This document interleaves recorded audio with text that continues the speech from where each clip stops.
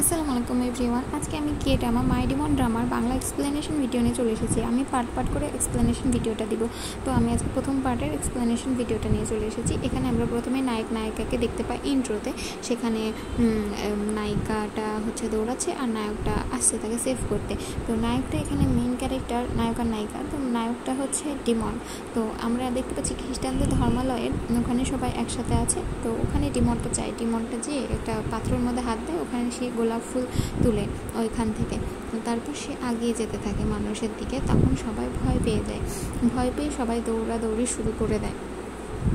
তারপর ওখান থেকে ডিমন যত আগাতে থাকে সবাই দৌড়ে পালিয়ে যেতে থাকে। পালাতে সবাই ওই জায়গাটা একদম ফাঁকা হয়ে যায়। ডিমন আগাতে চলে যায়। একটা বাচ্চা দেখতে পায়। বাচ্চাটা খুব সাহস, বাচ্চাটা দৌড়াচ্ছে না, ওই এক জায়গায় যেয়ে দাঁড়িয়ে থাকছে। তো ডিমন আস্তে আস্তে আগাতে যেয়ে একটা বইয়ের ওপর সে তার হাতের গোলাপ ফুলটা রাখে। তারপর তার মুখের মাস্কটা খুলে তারপর আমরা ডিমনের মেন ফেসটা দেখতে পাই।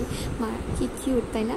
তারপর ওই বাচ্চাটা ডিমনকে অ্যাটাক করে একটা ছোট্ট একটা লাঠি দিয়ে। তাতে ডিমনের গালটা কেটে যায়। ডিমনের লাঠিটা নিয়ে বাচ্চাটার কাছে যায় আর বাচ্চাটাকে কিচ্ছু না বলে লাঠিটা দিয়ে দেয়। তারপর সে ওখান থেকে চলে যায়। তারপর ওই জায়গা থেকে বেরোতে ডিমনের